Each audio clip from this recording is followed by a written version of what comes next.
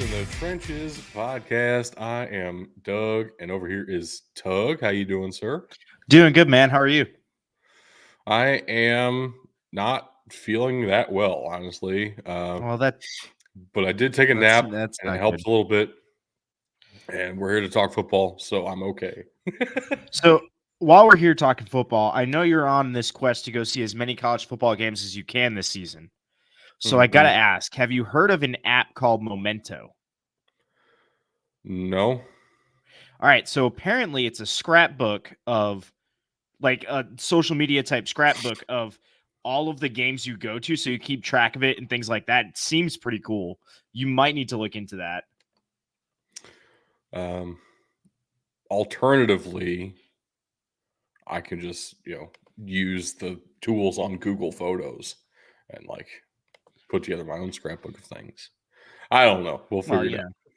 out. I'll have to. I'll have to. I don't know if it's. Yeah, there it is. Memento Live Sports Scrapbook. It is on Google Play, so you're good. All This right. is Well, not a paid sponsorship, by the way. I wish it it's very were. If they want because I have to, no idea what he's if talking they about. if they want to, we're on board. I'm telling you. Bug was in here a minute ago, and then he left, and so he may or may not be joining us at some point in the show. But he's not here right now, which means we're gonna power on without him. And Tug is having internet issues again. Not his fault. It's the third-party location where he's currently situated. Look, the Air Force is good, but its commercial internet is absolute trash. These are facts. Uh, it wouldn't help if they privatized, if the Air Force did their own internet, though. It would not help at No, all. that would be worse. It's Yes. commercial internet, so it's better, but it's cheap, so it's not good. Either way, we're going to power through and do the best that we can with what we have. But unfortunately, that does mean doing the best with what we have does mean we're going to start off with a little moment of silence here because it's the second week in a row we've had a shooting affect us here at BDT. Obviously, we're the least important part of this story, but that's crazy. We've seen it at Morgan State, and now right off campus at Northwestern State, Ronnie Caldwell, junior safety, was killed this morning, and they have canceled their game against Nicholls State. It was going to be a rivalry game this weekend. Uh, Understandable, of course. They will evaluate the situation going forward if they cancel any other games. Um, but yeah, I want to start with a moment of silence for Ronnie Caldwell.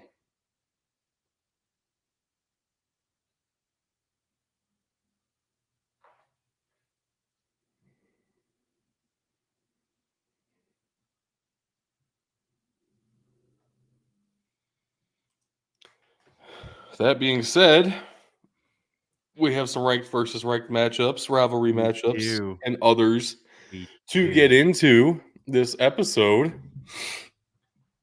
Oh man, I'm congested, but we're gonna do it anyway.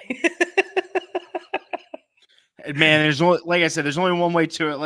Let's get through it. So we have the rules of our pick 'em. We do pick every one of those ranked matchups, every one of those rivalry games. We also pick additional games each week. All three of us do. And we get bonus points if we're good at picking games, which Which I've started you to get are. good at. I've started to get pretty good at. You're I'm pretty good. decent. I'm decent. You're good for an overtime game every week. How about At it this feels that point, way? You're good for a one score game, at least one, and I'm good for an overtime game. yep. And then Bug has yet to receive a single bonus point. Not a negative one either, though. Nope, none of He us have negatives. he got close Let's see. last week. He got close to a negative too. But Oh God, we are dead even now. There is no way to split this record. I mean, other than other than your other plus than the six. fact that I'm ahead of you, Yeah. other than the fact I'm ahead of you, we're dead even. Okay. Yeah, In my sure. defense, for some reason I always think the plus 3 is included, but I know it's not. Right. Takes me a minute to process that. Right. Ben made me do it this way for his sanity. So, or else I would have included him. But We yeah, need. he's. Go ahead. Go ahead. I was gonna say we need to get back to our 2/3. You and I are just shy of it, which is usually about what we're picking on these games. So we're pretty good. We're not great, but we're pretty good. I consider 2/3 of these games actually really solid. We need to get back to that. You and I are just shy of it by it looks like about 3 games, not including the Es- bonus points. Especially when we're picking games as neck and neck as some of these are this weekend. Dude, how Oh do you my feel? You goodness. you and I are about to break the century mark on the season. I feel like we have more to do. Let's Let's keep it go. moving. Dude, this is the halfway point. Let's go for the 2 century mark. Let's do it. I would very much enjoy that this year. Uh, Even 150 games picked so far this season, too. That's wild to me. Yep. We didn't plan that at all. Nope. But we have like 23 this week, I think.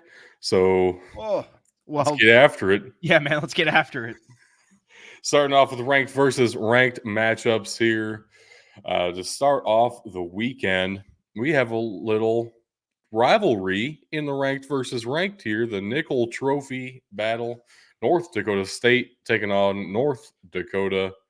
At North Dakota this year, the Fighting Hawks are hosting the Bison, but we are all picking the Bison. Like for me, this is simple. Both teams have looked good this year, and I understand it's at home at North Dakota, but North Dakota State is still a better team. They're a more well-rounded team. Yeah, their passing attack's not really solidified, but they don't really need it. Great team here. It's going to be a great matchup, but I have North Dakota State pulling this one out. Yeah, I was very tempted to take the Hawks, but it's North Dakota State. They're still the So Fighting Sioux. this is like any ranked SEC game against Georgia. It's like, at some point it is still Georgia. At some point it Yeah. is still Alabama. I'm biased towards them because they've won everything for the last decade and a half. At some point, it's just I'm picking the Bison. Yeah. Oh man! Next up, Youngstown State got back into the top 25 after pulling down Southern Illinois last Oof. week, pulling down their pants and spanking them a little bit. That's exactly what happened. No, that's not exactly what happened. They pulled down their pants and they spanked them a lot. It was not a little bit. Fair. Youngstown State is at number 10, South Dakota, who gave North Dakota State that one loss on the season. So we're all picking the Coyotes here. Yeah. The Youngstown State's a good team. The MVFC is really good top to bottom. The Coyotes are just a better team. Man, their rivalry game against South Dakota State is going to be a fun one to watch this year too.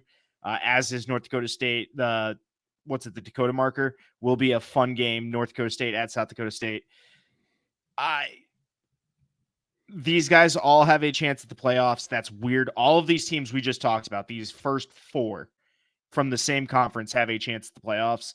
But I'm still going to go with the home team in this one. I'm still going to go with the better all-around team.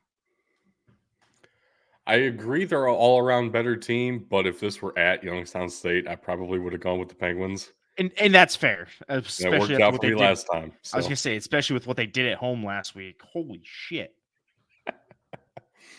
Man, next up, Oregon at Washington. The border war, as some like to call it. Not everybody. Some don't even give it a name, but I've found that some people call it the border war, and I thought it was cool. No, I'm in. This is a wild Northwest. Wild top 10 matchup here. Oh, geez. Top 10 matchup at Washington. I don't even remember the last time that's happened. At least been 2016 when Washington was that good. So, been a minute.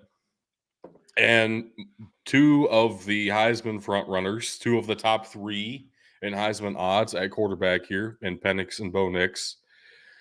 2 X names. Very fun. Can I just say I called Bo Nix back at Auburn? He wasn't good there. He was really fun as a true freshman, and you fully bought in, and nobody else did until he was a junior and at Oregon. Everybody's like, "Holy shit, maybe he is decent." So I was on that's that train wild. first. I am the That's conductor. just a wild pull. But you're picking against Bo Nix this Yeah, week. look, I believe in Bo Nix. I like Bo Nix, but here's the reality. They might be two of the top three Heisman frontrunners here, but Michael Penix Jr. is the definitive frontrunner for the Heisman right now. It's not even close, in my opinion. And it's at home at Washington. Man, give me the Huskies in this one. I love both of these offenses. I am more overwhelmed with the talent of the Washington defense compared to the Oregon defense, though I do believe Oregon's defense plays better as a unit overall. It is very close, though. If I'm going talent on talent, I give a slight edge to Washington, probably, Yep. but man, this is close. Every bit of thinking I've done on this has been like, well, I could kind of go either way. At that point, I just side with the home team. It is. It's Yep. not a perfect metric, but it's kind of my fallback if I can't make a decision. So that's why I'm picking Washington in this one. I really have no idea how this game's going to turn out, and I'm very excited to see it on Saturday. Yeah. So No, Bug this is taking Oregon here, I appreciate because if we skunked ourselves on this one, I'd be ashamed. that would be a picture of Bo Nix next week. We Bo Nixed ourselves.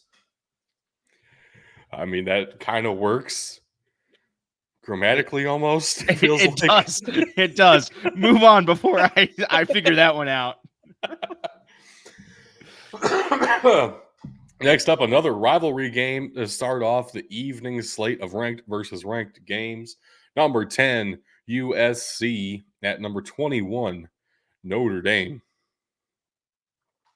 And I love oof. the name of this rivalry, the Jeweled Shillelagh, and you can never say it properly. There's only one way to say it. It's the way I just did. Unless you have more of an Irish accent than I do, then that is the proper way to say it. Oh, the Jules Shillelagh. Yeah, there you go. Here's here's the deal with the Trojans and the Lucky Leprechauns over here.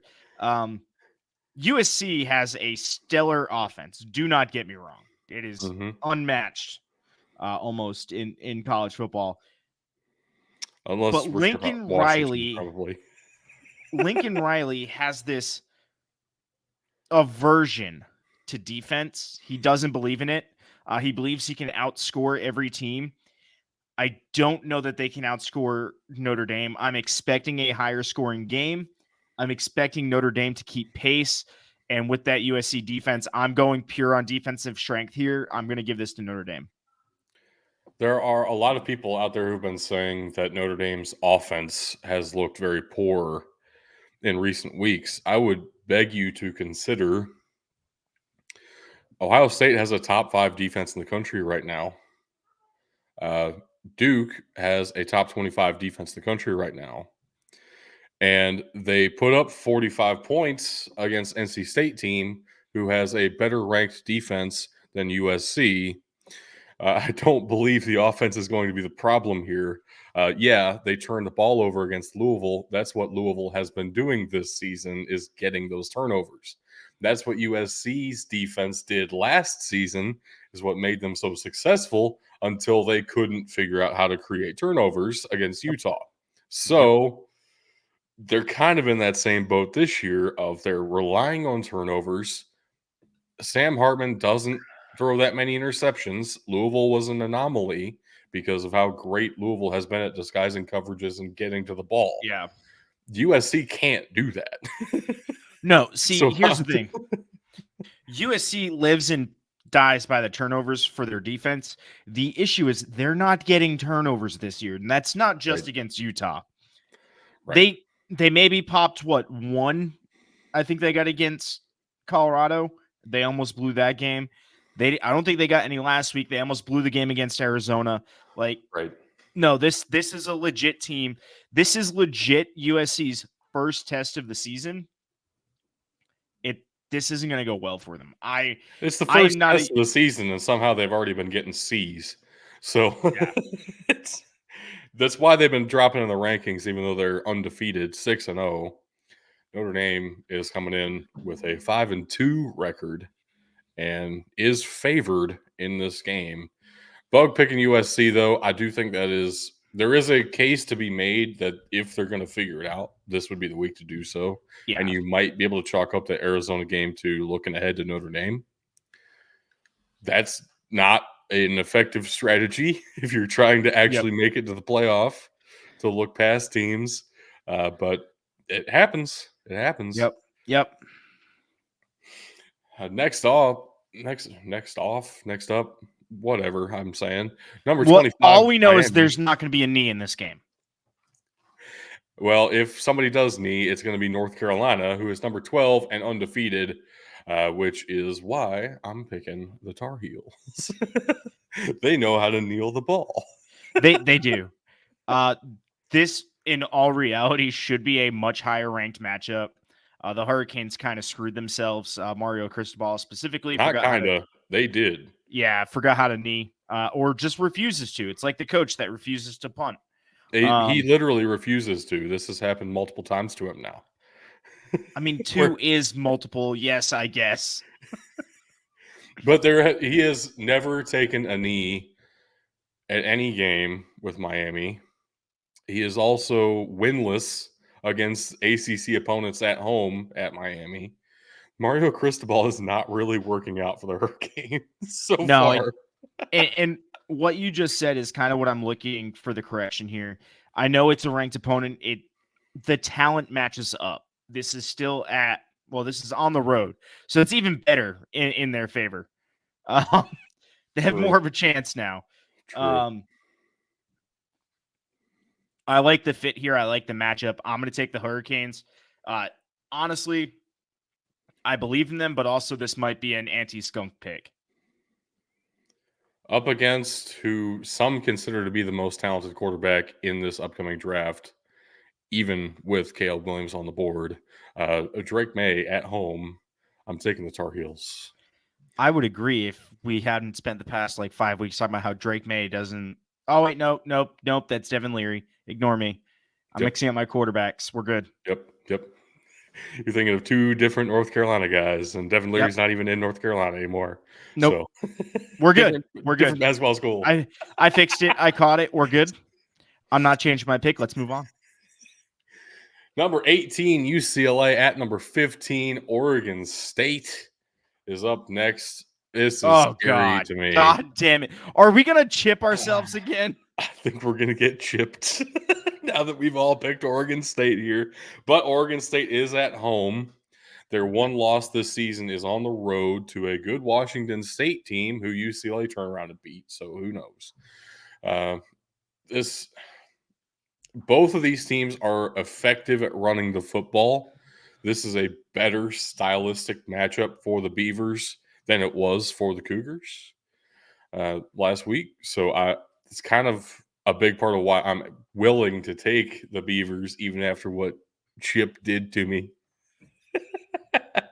Look, here's my thing with this is I see these teams as even.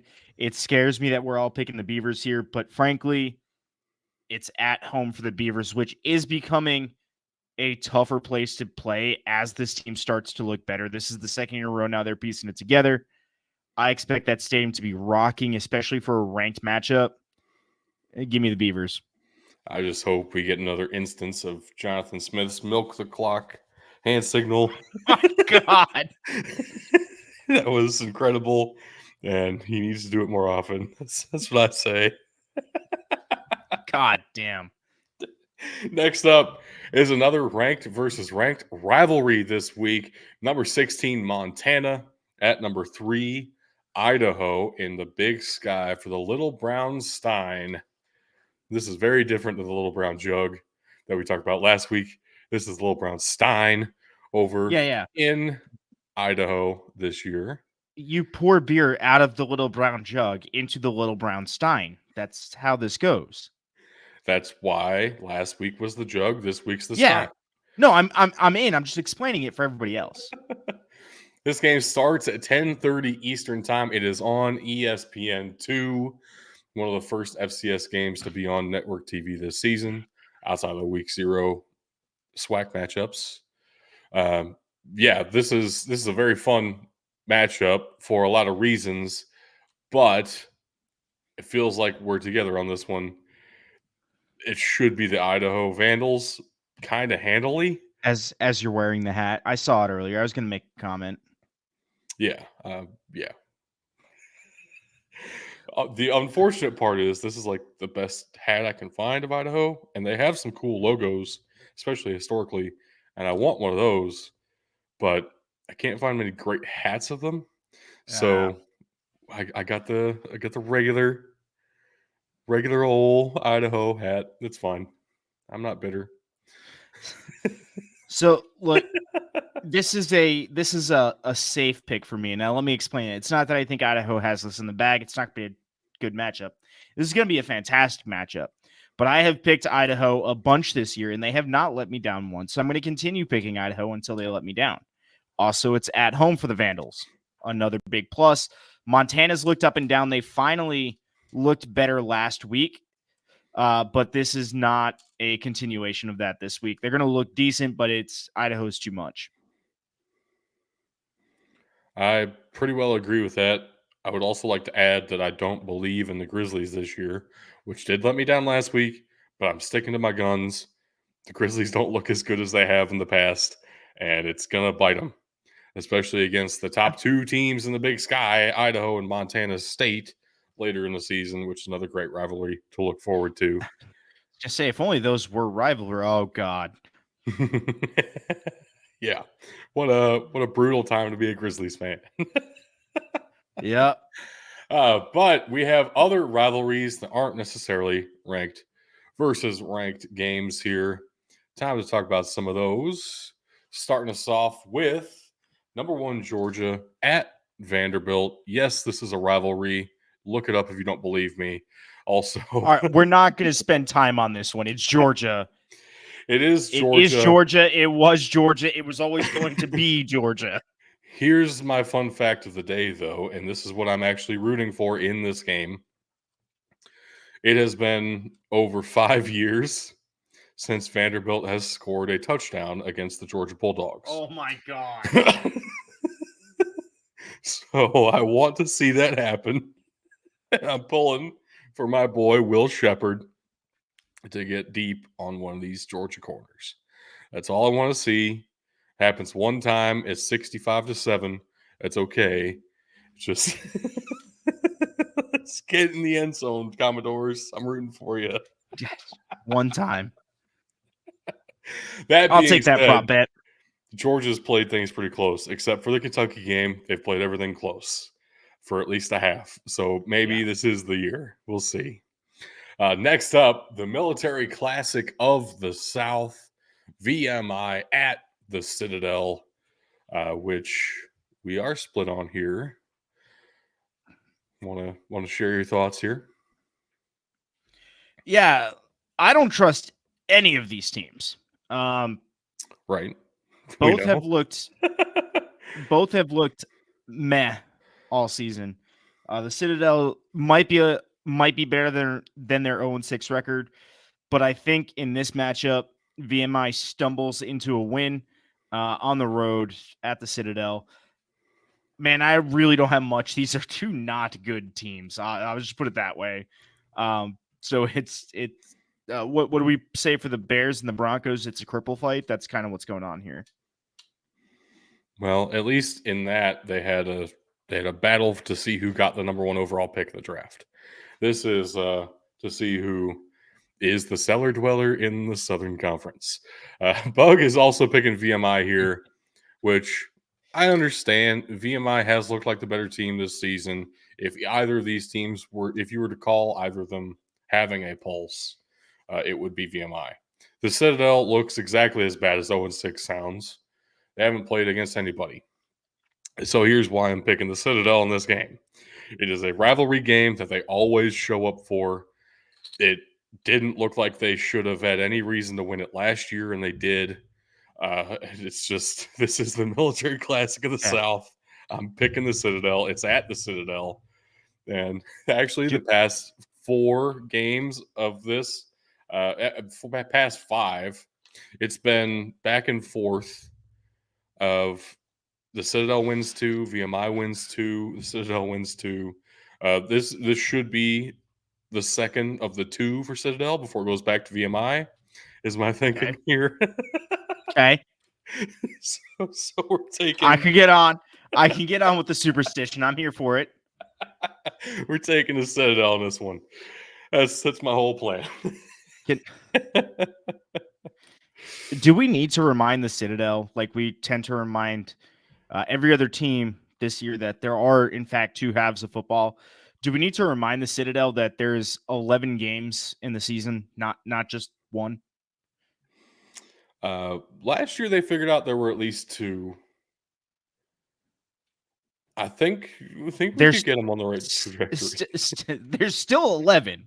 Whether they knew there was 2, which is more than 1, it is still less than 11.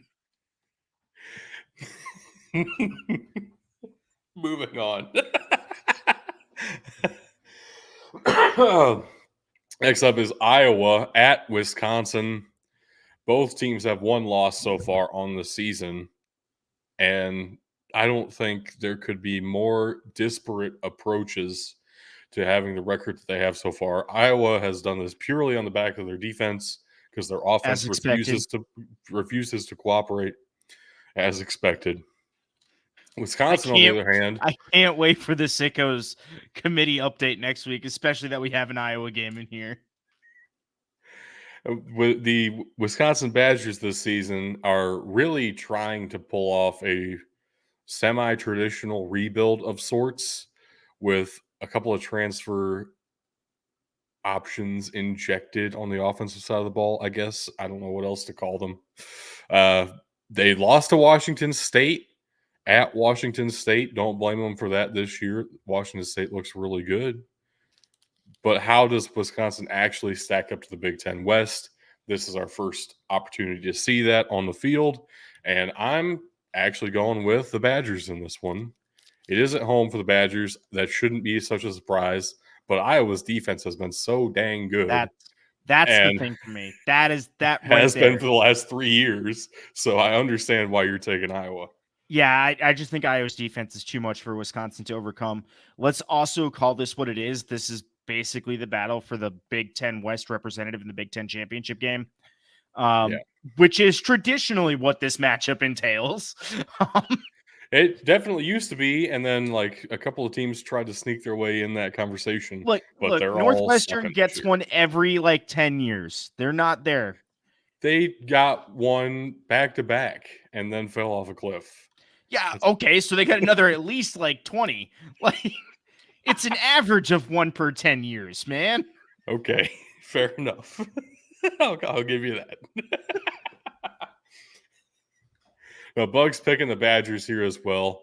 This somewhat comes down to a faith in Luke Fickell for me, honestly. Just seeing what he did at Cincinnati and seeing what he's been able to do so far this season has been really nice. I'm trying to give some faith and credit here over and above what I'm willing to give faith and credit to Brian Ferentz. Again, I am not including Brian Ferentz in my calculation at all. This is going to be what you love about Big Ten football. This is going to be a bumping uglies all the way down the field for both teams. Big on big, chest on chest. They're going to get there some way. And the bumping uglies is not what most people think. It's literally fat guys bumping bellies against each other. I love it when the Big Ten West bumps uglies. Dude, I'm telling you, this is so majestic. The way these teams are playing this year, this is a classic Big Ten West matchup. And it's old school football at its finest. It's going to be fantastic, and you will enjoy it. And if you don't, stop watching football. And they are competing for the Heartland Trophy, which just feels right. Look, who can build the better corn? Who has the better white-tailed deer? And who can get Bug into the stream faster, Wisconsin or Iowa? That's what's on the table here. Welcome to the stream, Bug. Look, I'm telling you, them Iowans grow them linemen different. I don't think the Ferentz meter is moving too much this week. I agree with you. We might be This We is going to might be be a looking at a- 17-10 game. This might even be 13-10. Two This might touchdown even be Iowa's 10-10 defense.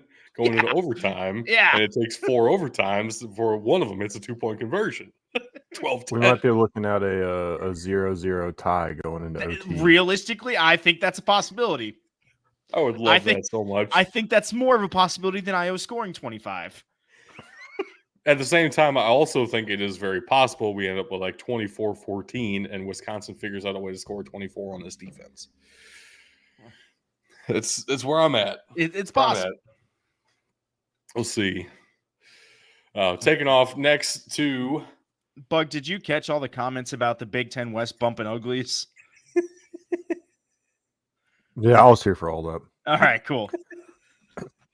I was here for all that. heading out west now. Unfortunately, not the Big Ten West, the actual Mountain West on the Mountain West Network.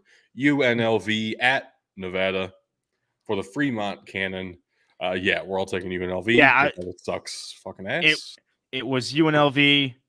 It is UNLV. It was always going to be UNLV. Just like I said for Georgia, Nevada is bad. Crazy, though, seeing what Barry Odom has been able to do at UNLV so far this year. A serious turnaround compared to where they have been. I mean, Marcus Arroyo, we even said at the time, it seemed like maybe a bit too early. The rebuild was on track, but I didn't expect them to be 4-1, looking at 5-1 here. Yeah. Like UNLV has a realistic path to the Mountain West Championship game this season. There are like 4 or 5 teams in that conversation at the moment, but UNLV is one of them for me. So this is I'm expecting UNLV to win. Hold on. There's 5 teams in that conversation right now, sure. UNLV plays 3 of them. One of them at home. They get Fresno State on the road. Thankfully, they play Wyoming at home, and then they get Air Force on the road. So that's a brutal back half of that schedule. There's going to be some awesome games. I'm looking forward to that. They are, but that's a brutal back half of that schedule. And Bug's picking UNLV too. All right. Yep. Y'all have said everything. I don't. That's fine. There's nothing to add. I will say though, I'm happy for Barry Odom because he never worked out really at Mizzou, and to be able to come into UNLV and, like you said, do like all the things that he's done last year. This would have been almost the exact opposite records for these 2 teams, and this year, nobody would have really seen this coming. That UNLV would be this good this quick. Nevada being this bad, I guess that kind of makes sense, but I don't think anybody saw UNLV being this good. Yeah. I don't know about last year. 2 years ago, definitely. Last year, I would have been surprised both ways. Either way, whatever. Speaking of Missouri Tigers there, we got some other SEC Tigers going at it this weekend.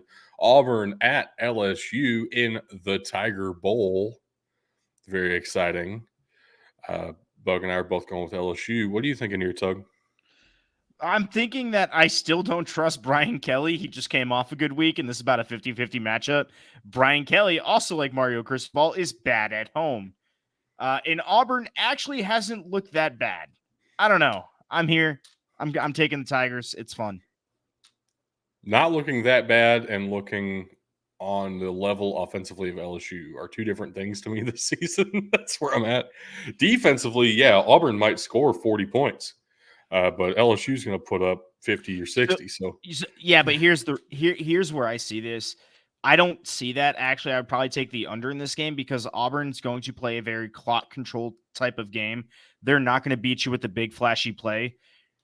So all it's really going to take for Auburn, we almost saw it against Georgia, is burn the clock, run the ball, get a touchdown every once in a while. And as long as you can make a stop or 2 on LSU and keep pace, that can actually make a big difference.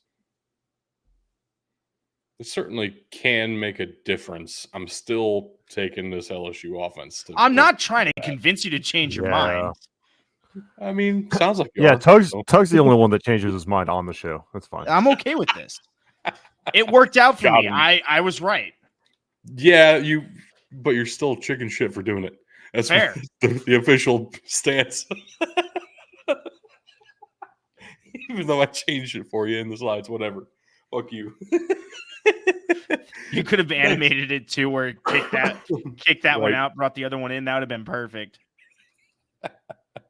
Next up is the first leg of the Tobacco Road that we have seen so far this season.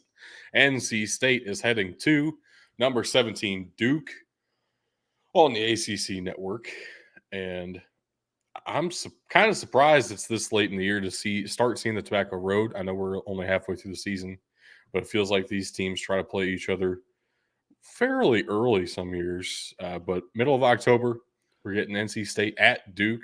Riley Leonard should play, I believe. I'm not playing that game though at this point. I'm over tracking quarterback injuries and deciding my games off that. I'm going with Duke simply because overall the Blue Devils appear to be the more talented team. With or without Riley Leonard, it's just Duke feels like the better team to me right now. As much as I love Peyton Wilson, the linebacker for NC State, that's what I do is I fall in love with linebackers all the time. So I'm not falling for it. I'm going with the Blue Devils. I like the Blue Devils here too. I think they're a better team all around. That Riley Leonard injury does scare me, but I don't think Duke will be set back that far from it because they also have a decent enough running game. They've been able to move the ball there too. So I'm going to take Duke at home in this one. Yeah, so I went through and I was looking at schedules and how these guys have played so far this season. Obviously, Duke has had the better year. Their only loss is to Notre Dame so far. Oh, I was right on the ACC already. Perfect. NC State, though, they've played one extra game and they lost that game. Their two losses being to Louisville, who's looked amazing, and Duke has yet to play so far this year. And, of course, Notre Dame.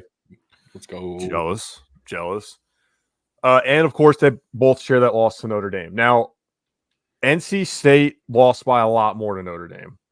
That was at the beginning of the season, second game of the year. Notre Dame had 2 games under their belt already, and NC State was going up against a team that was very, very hot. Notre Dame seems to have hit a bit of a cold streak here, and they were on the tail end of playing really good football when they played Duke. They only got out of there with a 7-point victory. That is really playing a lot into why I think NC State's going to win. The physicality of this team has been a hallmark of their style of play for the past 5, 6, 7 years. And I don't know that Duke's going to be ready for another game like that after the road that they've had to get here, especially with the banged-up quarterback. So I will side with you on the physicality of NC State worries me, especially looking at Duke's schedule coming up, because next week is Florida State and the week after is Louisville. Like 3 of their 4 hardest games of the year. And that was the other thing I was looking at. I was like, of course, they don't. The only game that they have played is Notre Dame. Right. But NC State has not looked good in the games that they have won outside of that VMI game, which does that even count? Is looking good. They won by a touchdown last second against Marshall last week. Really, Marshall could have very easily won that game. They won by a field goal against Virginia in a game Virginia dominated until they forgot to play the fourth quarter. We talked about that last week, right?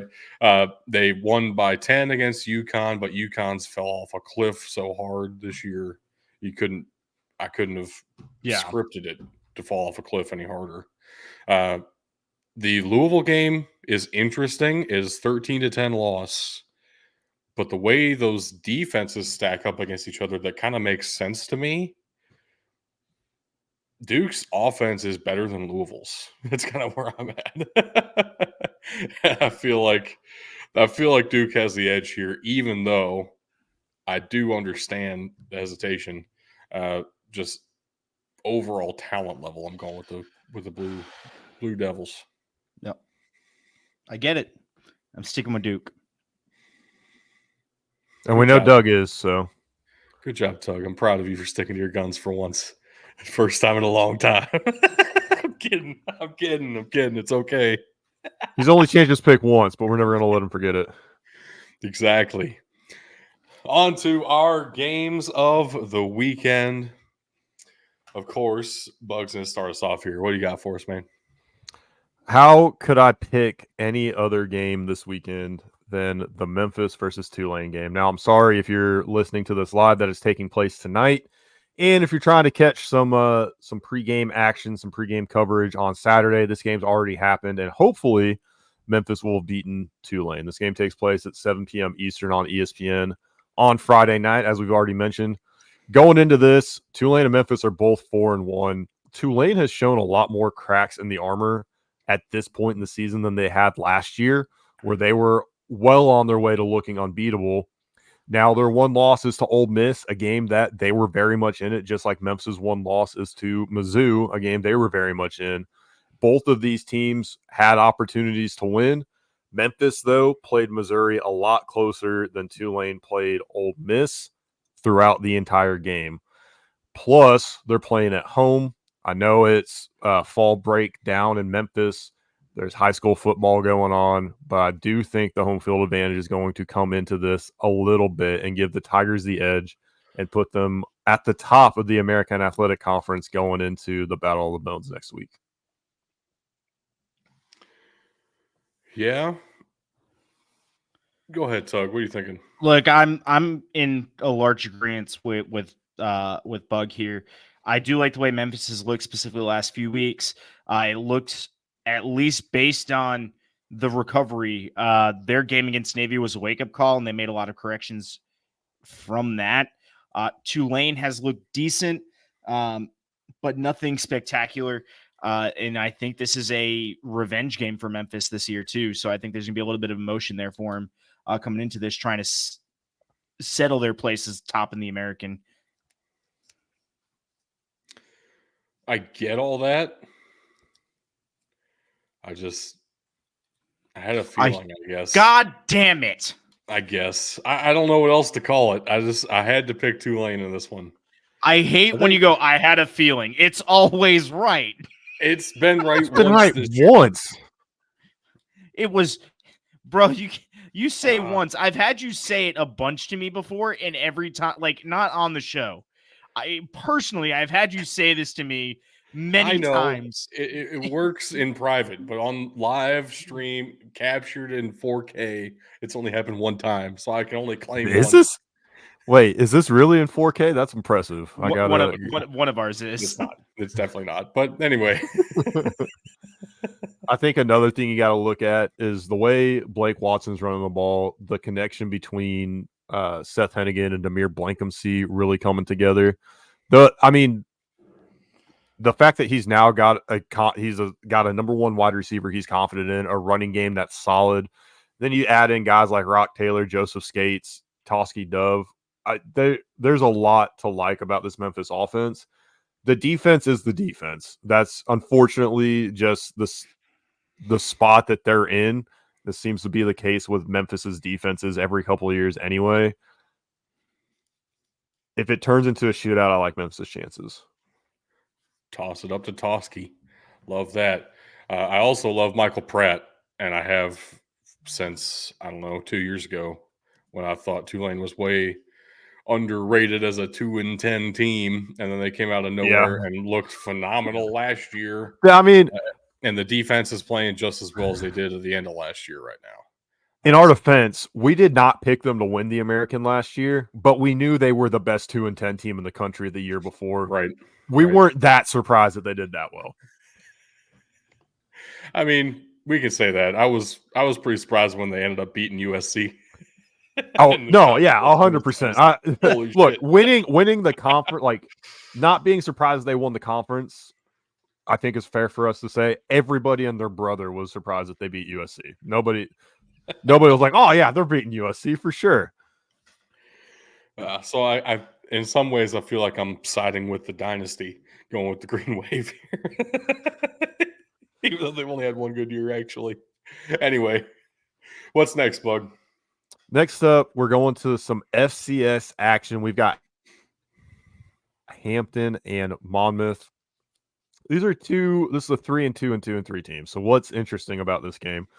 Again, kind of like how I went and looked through the schedule and scores and tried to break down a little bit of the NC State, not UNC, the NC State Duke rivalry, that matchup going on. It's kind of the same thing here. Both these teams are just on the cusp. If I remember correctly, Hampton's losses are to FBS schools anyway. And Monmouth, they've been in their loss to FCS opponents, if I remember correctly. It's been a couple days, and it's going to take me a minute to pull any of this stuff back up. But at the same time, these two teams, it's a tale of who wants to try and save any hope of the playoffs for their team this season. Monmouth, we talked about early in the season, they were going to be one of those super fringe teams. And Hampton has had a decent year so far, kind of out of nowhere. I'm interested to see what this matchup is going to completely be like, and really what they're going to be able to do in this game here. The Hampton's losses, I was wrong. They were to Campbell and Norfolk State, both of those being one possession games. Yep. You go over to Monmouth, and their losses also Campbell, FAU, and Lafayette. Now, they went and turned around and beat Lafayette's rival the following week, 49-7 in Lehigh. These two teams, if they want any shot at making the playoffs, this is where they have to start turning their season around and get hot quick. So, of course, I'm going with Hampton. Yeah. I remember picking the Hampton-Norfolk State game and being like, Hampton's so much better than them. Why would anybody take Norfolk State? And then you did, Bug, and you were right. So fuck you. Second of all, what has surprised me about the Hampton Pirates so far this season is the play of their quarterback, Christopher Zealous, who has been very efficient and effective with his opportunities. I don't know if that's actually enough to string together a successful CAA season. We've already seen them lose to Campbell, and now we're getting towards the meat of that schedule. Monmouth, Delaware is coming up. William and Mary's at the back end of the schedule. Elon, like this is a tough conference to play in. Monmouth, on the other hand, kind of started against the tough end of the schedule, and now is heading into, after Hampton is Elon and then William and Mary. So this is like they've kind of mid-loaded their schedule instead. A weird situation. What has impressed me about Monmouth's offense is exactly what I expected would impress me. Jaden Sheridan, who made our FCS All-American squad. That's a terrifying weapon. I don't want to take away from the fact they are 2-3. Like that understandably scares some folks about Monmouth this year. One of their losses doesn't really count, right? FAU, you're not really going to count that. What the Campbell loss is looking to be fine, actually. Campbell's beating some teams that feels like they shouldn't have beaten early in the year. They seem to be okay. And then Lafayette is inches away from being ranked right now, honestly. The way they've played so far this season is I haven't seen Lafayette play this well in forever. So I'm not too scared of the record, and I'm not too scared of the loss to Campbell for either of these teams. I'm picking my favorite player is where I'm going with this game. I'm going with Monmouth and Jaden Sheridan. That's fair. This carries significantly less weight, at least in my opinion, but I just have a gut on Hampton in this one, so I'm gonna take Hampton. It's weird that you trust my gut more than your own gut. It's weird. But next up, we have another game with teams with 2 wins. UAB 2-4 at UTSA 2-3. This game is going to be 8 p.m. Eastern on ESPNU. And before I go any further, Hampton at Monmouth, 1 p.m. Eastern on Flow Football, if you want to catch that game for anybody that's not watching this. Back to UAB UTSA. Now, I hesitated for about 5 seconds about taking this one because I am taking 2 American Athletic Conference games. However, these 2 teams were dominating in the Conference USA last year. So you're probably thinking, oh, well, maybe the Americans just that much more difficult for them. That's not the case, though. They haven't really even played anybody in the American Athletic Conference yet. UAB's road getting here started with a win against NC A&T, North Carolina A&T, so an FCS school. Then they lose to Georgia Southern by 7, or by 8, rather. Sorry. No, 7. Math is hard. Math. I completely fucked it up. They lost by 14. They lose by 20 to Louisiana, and then they lose to Georgia. What? They lose to Georgia by 28. It's been a long day. Leave me alone. Okay. And then they lose to Tulane 23-35. They've played their second conference game. They won against South Florida. So they're 1-1 in the conference. That's not what's been beating them up. Check out UTSA. It's been a long day. They could have easily won their first game of the year against Houston. Should have. They should have. Struggle You say win that, against but Houston's beating West Virginia right now as we're live. West Virginia always disappoints me. West Virginia is like 4-1 right now and about to be 4-2. Let's go Cougars. It's disappointing. They lose to Army, lose to Tennessee, and then again get back on track against a very bad Temple team. So they're actually undefeated in the conference at this point in the year. I say all this because, again, these 2 were front runners in the Conference USA last year, and I was actually really excited for both these teams to join the American. Battle of the Bones aside, I thought these were going to be 2 great additions to the conference, and it's really not looking that way right now. However, going into the conference schedule, this is a huge game for both of these teams to have any shot of making a conference championship run. I'm going with UTSA, though, because I think UIB is probably focused a little bit more on the team that they play next week and trying to get that beautiful rack of ribs back into Birmingham. I don't think they're good enough to look past UTSA to Memphis. That being said, there's just turnover issues. I haven't really paid close enough attention, but have been turnover issues for UTSA all year. That's my main concern here.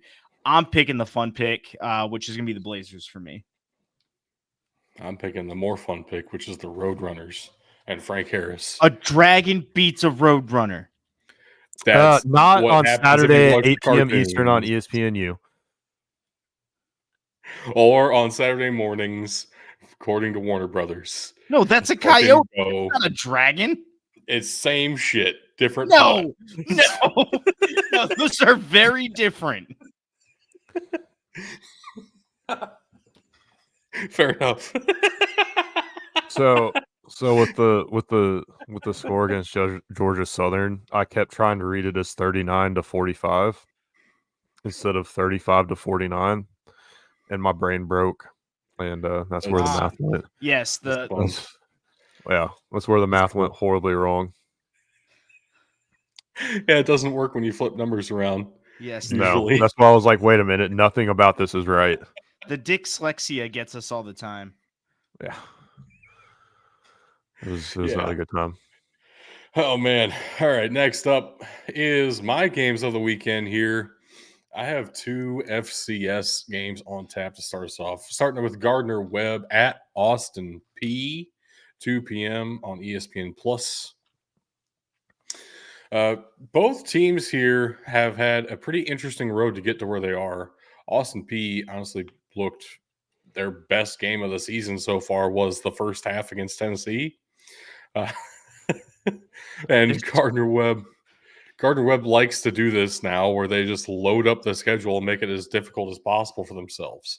So in kind of a similar fashion to the Monmouth-Hampton game, I'm picking my favorite player in this one and running back Nary Gaither. kind of expect this to be a phenomenal game, though, just because it feels like they're very evenly matched here. Look, you're picking your favorite player. I think I'm not the only one with this, but I'm picking my favorite chant. Let's go P. I'm also going with Austin P because the team excites me pretty much every time I see them play. Even in losses over the past couple of years, they've looked very, very good, and I'm going to give them a little bit of an edge at home. Except against See? SIU. They did not look good in that game. That's okay. They look good losing to me. So I like the fight that Gardner Webb has shown me, at least last year, right? They didn't seem like their record was good enough to make the playoffs until you realize that 3 of their losses were to FBS schools. And then they come in and win a first round game. Like Gardner Webb is a tough team, and they leave it all on the field every year. And their mascot is not the Bulldogs, for the record. It is the Running Bulldogs, which is amazing because they don't run. Bulldogs don't run. At least not very long. But anyway, moving along here. Technically a ranked game, according to some folks, though in the FCS stats perform top 25, Mercer is not in the top 25. Only Chattanooga made it at number 25. Chattanooga at the Mercer Bears this weekend. I was shocked when I saw this. All 3 of us are picking Mercer in this game. What are y'all thinking with this? Mercer started the season a little bit slower, but they've looked a lot better over the past few weeks. I remember covering them extensively with you guys over the offseason. I like Mercer. It's at home. I'm going to take Mercer. I have not gotten to see Chattanooga play, and that's a foul on my part. But I have seen Mercer play, and the fact that they've been able to start winning games and winning them better basically tells me that they've gotten things together. They're playing more complete than when I saw them earlier in the season. And again, I'm going to give them a little bit of an edge at home. They're right on the outside of getting into that top 25. A win over Chattanooga should put them in the top 25. You good? You just die on us? Yeah, I got something in my throat right as I started, like right in the middle of that. So all right, fair enough. I thought you were going to stop talking and let our audio listeners just feel really confused and worried for you. Help. Help me. Wasabi. I really like Chattanooga's offense. Chase Artipus, Aleem Ford have been pretty impressive so far this season. Mercer has been a little bit more well-rounded in most of their games. It kind of comes down to common opponents for me when I was picking this game. Chattanooga lost to North Alabama, and Mercer beat them the very next weekend. Like, it does feel like there's very little real separation here, and the fact we're all picking the Bears again is surprising. Maybe I just stick with my philosophy as of late and just stick with picking my favorite player, which is probably receiver Ty James. Love that guy. Very fun to watch for Mercer. I don't know if that's valid because I could ask you, like, you could make that work either way depending on what team you want to pick, and you'd come up with a favorite player on either team. I mean, I do have favorite players on almost every team, so yeah, fair. Understand where you're coming from, but in this matchup, my favorite player out of both teams is receiver Ty James. Let's just clear the air. I know it's a receiver, not a running back. It's hard to believe. Anyway, moving on here to the Sun Belt. Marshall at Georgia State this weekend, 7 p.m. on ESPN2. This was one of 2 Sun Belt games I was torn between picking. I ended up going with Marshall, Georgia State, in part because of the running back battle here. Rasheen Ali and Marcus Carroll both have looked phenomenal and should be in contention to at least lead the conference in rushing yards at the end of the year. And Marshall, their only loss is a 7-point game to NC State that it looked like they could have had a very realistic chance of winning at the end down the stretch. Georgia State on the other hand, has been extremely impressive. I didn't expect them to be at a 4-1 at this point in the season. Only loss was last week to Troy, which I kind of believe in the Trojans still, so I don't blame them too much for that. We'll see how this game goes, though. This feels like a really feels very much like an early season test for who might have a shot at the Sun Belt Conference. There are a couple of those this weekend, though, and we're gonna learn some things very quickly about the Fun Belt this week. I'm starting off with this one though, and I'm picking Marshall here mostly because they're my known quantity out of this. Georgia State's the upstart, and I didn't expect them to be here. But man, Darren Granger and Marcus Carroll have been fun. Very fun to watch. Like you just said, exactly what I was looking for. Georgia State is the fun team right now. They're the upstart. They're 4-1. They're at home. I like the way they're playing. I like the hype around them. I'm going to take Georgia State here. Yeah, I can't take the home team for every single game. And much like you said, Doug, Georgia State is the upstart. This is the first time they've ever received top 25 votes this past week. And I love it. I'm excited for them. I'm happy for them. But again, I'm going to go with the known commodity of Marshall, especially when you start looking into how things kind of went for Marshall last year after they beat Notre Dame.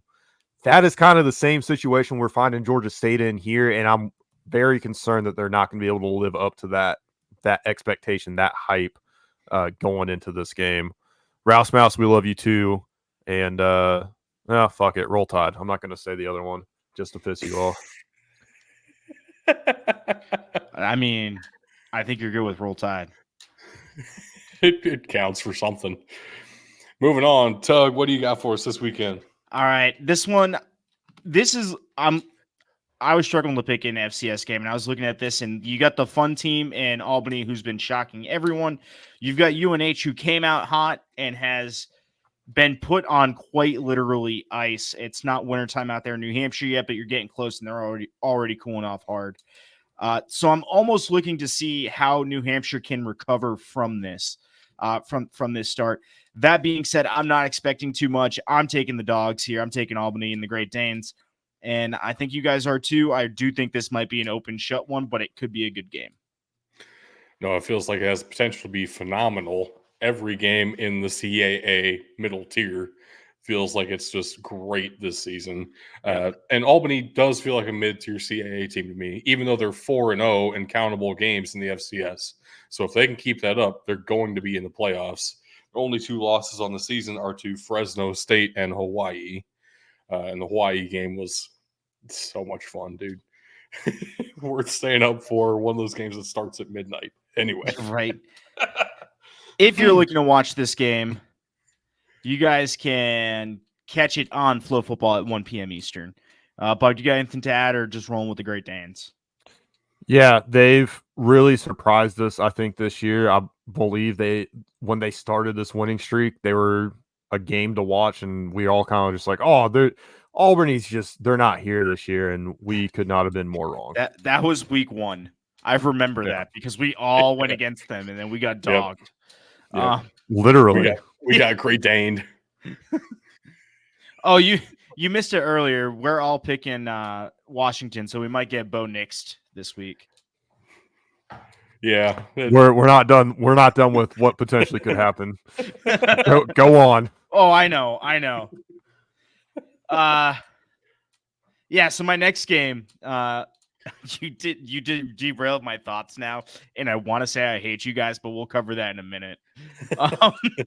My next game, this is always a fun game to watch. Actually, these next two, I'm a little surprised they're not in the rivalry matchup.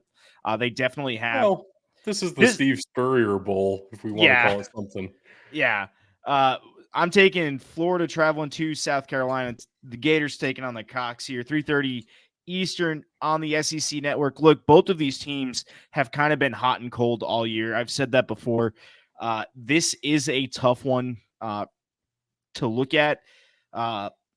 But when I'm looking at this matchup, I really do like Florida for no specific reason. Florida's just the team I like in this matchup. I like the way they match up, and I still don't trust Spencer Rattler, even if it is Cocktober. It's tough to look at, but I love to see it. That's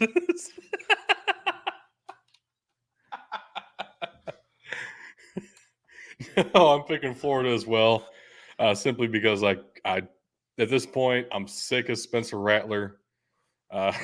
Being a It's where I'm at. disappointment. Yeah, it's basically where I'm at. But also, it's the Cox. So of course, Ben, you're picking the Cox. Go Cox.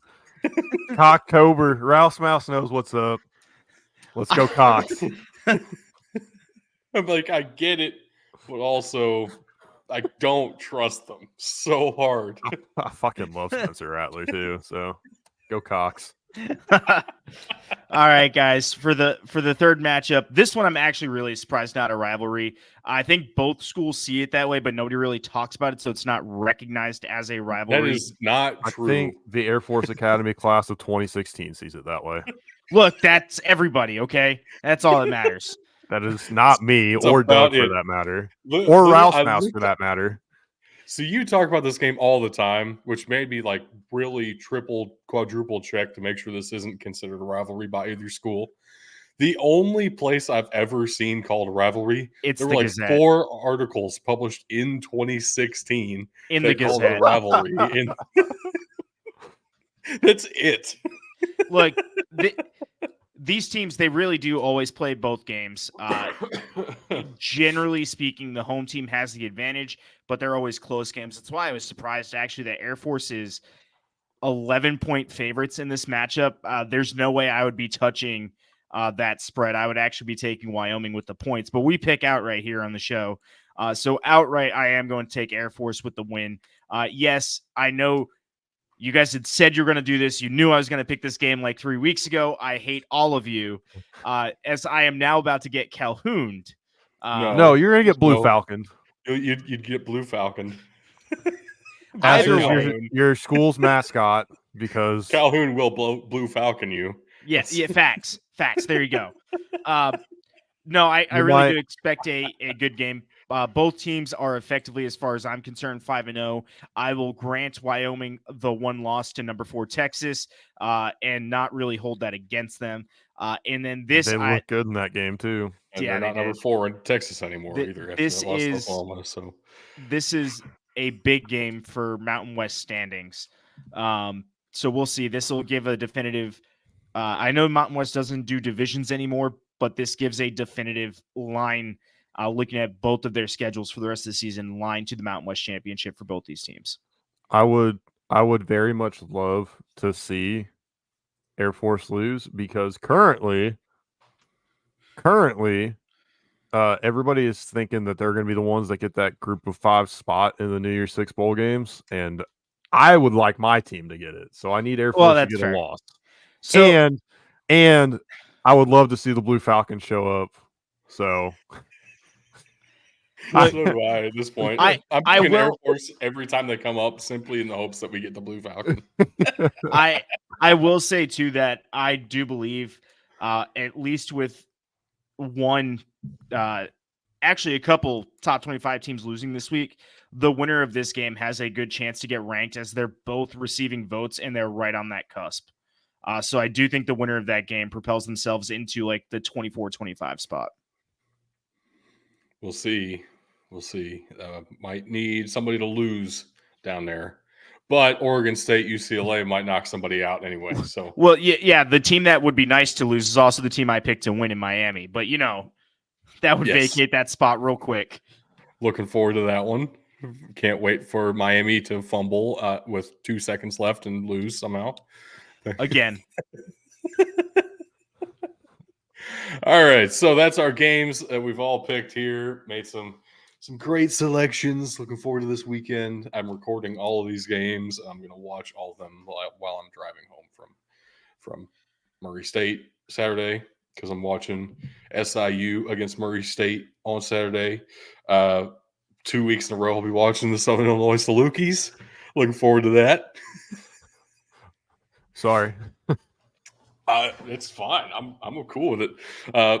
Speaking of draft prospects, because Southern Illinois has a couple of those, we're talking about a couple of great, interesting NFL draft prospects for this season. I always try to find a couple of late round potential guys who aren't getting enough love, especially seniors, if I can help it. Starting off here, I'm going with a running back for only the second time this season, but I'm going with one that I've already talked about a little bit here. Marcus Carroll for Georgia State has really come on in his senior season. And for the first time in a long time, we're talking about a pure senior. Literally, this is his fourth season in college football. When's the last time that's happened in college football? Holy shit. 2019. I mean, he's not Actually, wrong. probably. Probably not wrong. No, but he Got it. was the third leading rusher on the team last season. They had a senior running back ahead of him who graduated 2,200 yards in his career, like 700 yards last year. So kind of splitting carries on the running back side of things. Also, the quarterback for Georgia State led the team in rushing yards. This year, it's all Marcus Carroll by a lot, averaging over 5 yards a carry, almost breaking his attempts, his career high in rushing attempts from last year already halfway through the year. They're really leaning on this guy, and he's delivering in a big way. 9 touchdowns on the ground already. And actually surprised me, he is currently leading the Sun Belt over Rasheen Ali in that great running back battle that we have on tap this weekend.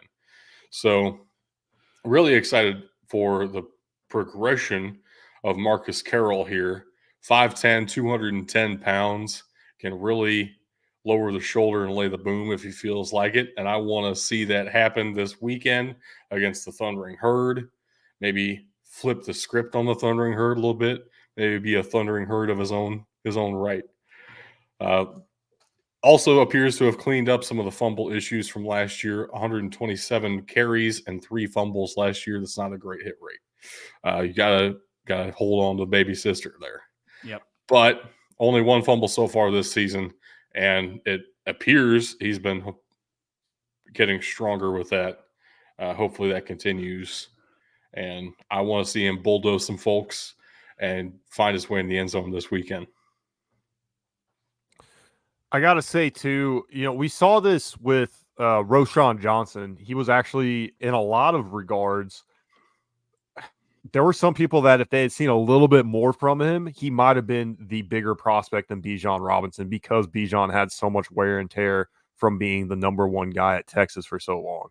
I think Marcus Carroll could potentially benefit from this greatly, having been behind a senior that had been there for 4 years already, and now finally getting a full season to himself. If he's able to excel and start, especially this week, if he's able to really excel this year, that's going to rocket him up some boards as far as running backs go this upcoming draft.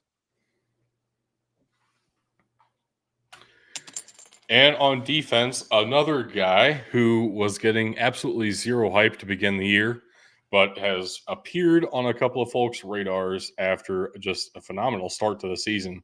Lance Robinson, corner for Tulane, transfer from Kansas State back during COVID, and now he's at Tulane for 3 whole seasons and leads the team, leads the American, leads the country in an I'm going to assume really impressive. What's that? We lost you. You said leads the American, leads the nation in, and then you just completely froze up. That's fantastic. Love to hear that. Leads in interceptions this season with 3. That's what I figured. Yep. Interceptions for a corner, anyway, with 3 interceptions so far on the year. Found a way to track down the ball, and that's probably the best ability to have as a corner, is finding the ball.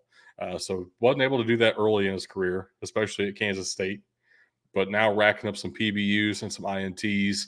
Love to see it. Also been getting consistently better as a tackler including a career high 2 TFLs against USC in that Cotton Bowl last season, and has really been coming on as of late. So absolutely no love for the guy. They're early in the year for the NFL draft, and really been coming on lately. There are a couple of sites that I really respect and try to keep on top of as far as draft prospects. Nobody even had this guy inside the top 1,000 NFL draft prospects to start the year. If you didn't know, there are much fewer than 1,000 players who get their names called at the draft night. So about a quarter of that. Yeah. At the same time, if Lance Robinson can keep up this season worth of success, there appears to be something to work with here. And late bloomers happen. It's totally fine with me. If you catch on and you are a good player, the NFL will find you. And I expect that could happen here, assuming Robinson keeps getting better every week, which looks like that's been happening at Tulane. I guess he found the right situation, the right coaching. No, it's huge to see him increase his interceptions, like actually get involved, getting the ball this year from 1 through the first 5 seasons to 3 this year is an absolutely fantastic jump. You love to see it, and that's what gets you noticed. That's what got me to notice him. So definitely agree with you there. But that's all we have for the show today. Unless, of course, you have anything to add, fellas. Give the floor to you. I mean, I got links in a minute. I got links in a minute, so I got to get ready mentally for that. Yeah, fair. What do you got for us, Bug? Yeah, sorry I was a little bit late today. Had some stuff going on at home I needed to take care of, so I'm glad I was able to make it, and I'm looking forward to this weekend. I think there's going to be a lot of good football. Of course, I'm most excited for tomorrow for obvious reasons. Right. And it's October. Oktoberfest, spooky season. Did you know that every poop you take in October is a spooky dookie? Oh my God. Also, I will read the links here. But I will not read the Discord. I do not care what pleasure Bug left you with on Monday. Do not care. That was the worst possible way to say that. Fuck you. I know. I pleasured people on Monday? It was very pleasurable, yes. But our links will, as always, be linked in the description below, but I will read them out for you. We have patreon.com/btfootball, x.com/btfootball, facebook.com/btfootball, instagram.com/bt_football, bdtfootball.com, mailbox@bdtfootball.com, youtube.com/@bigdudesinthetrenches, twitch.tv/bigdudesinthetrenches, and our Discord, as always, will be linked in the description below. Very nice. It counts. It's a valid reading of the links. You gave it your best. That's all we can ask. I do what I can, but no more, no less. Oh, man. All right. Well, let's get out of here so we can watch the end of this West Virginia-Houston game because it looks phenomenal. It's coming down to the wire as we do, as it happens. But yeah, that's all we have. So you doing your thing, Tug? You gonna do it? Yeah, I will do my thing. Okay. All right, ladies and gentlemen. Thank you for watching and or listening. And just remember, you can't win a game if you can't win in the trenches.